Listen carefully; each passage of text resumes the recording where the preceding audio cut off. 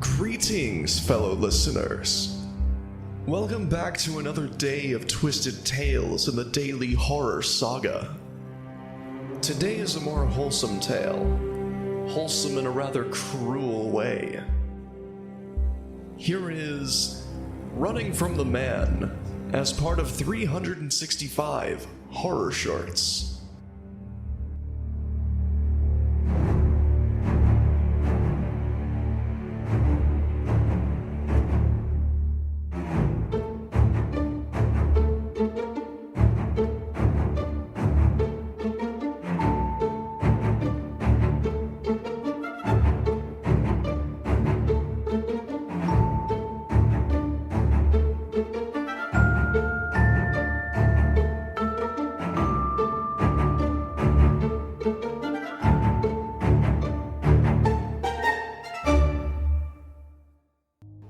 My heart raced as I ran for my life from the bullies. They hooted and hollered behind me, trying to intimidate me as I charged across town. I managed to hide behind a tall concrete building with several blue dumpsters strewn around randomly. I paused and crouched, listening closely as the bullies passed by me. I could hear them grumbling angrily as they searched for me, but thankfully I had hidden myself in a place they would never find. As the sun dipped down, time overtook the sky. I could hear only silence and the sound of chirping crickets. I hadn't heard their footsteps in a while, so I figured it was time for me to leave. I carefully walked around the sidewalk that led out onto the streets. I thought I heard a sound behind me, so I whipped my head around as I continued forward. There was no one there. That's why the feeling of me bumping into someone was so jarring.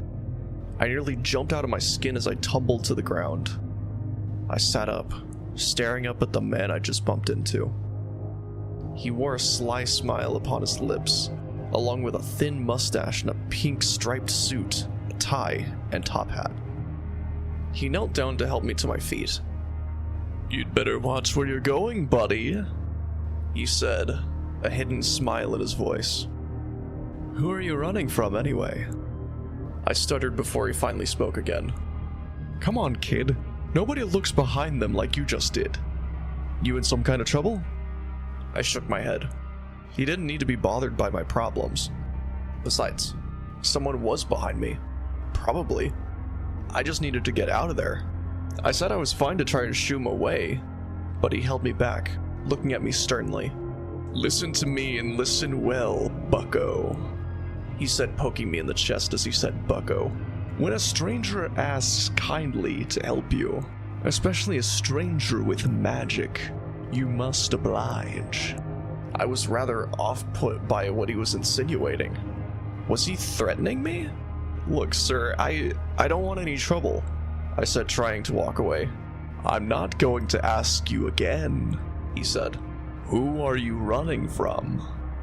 Why was he so insistent? I didn't want him to hurt me, I just wanted him to leave.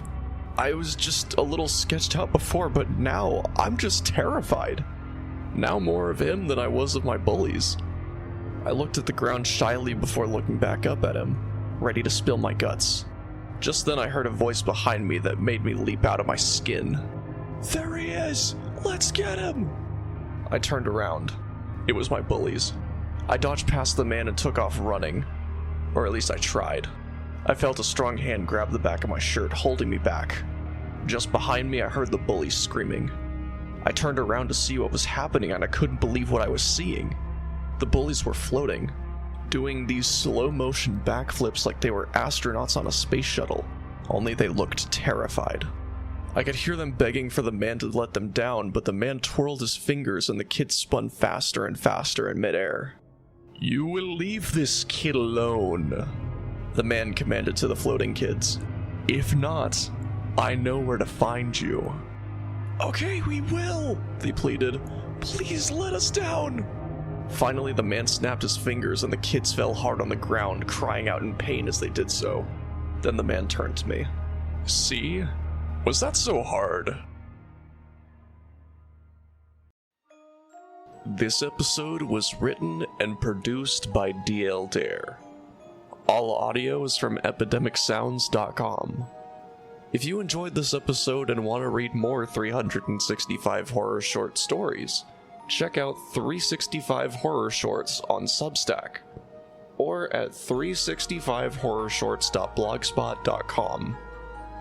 This podcast is distributed by Acast, based on the daily horror short stories by D.L. Dare.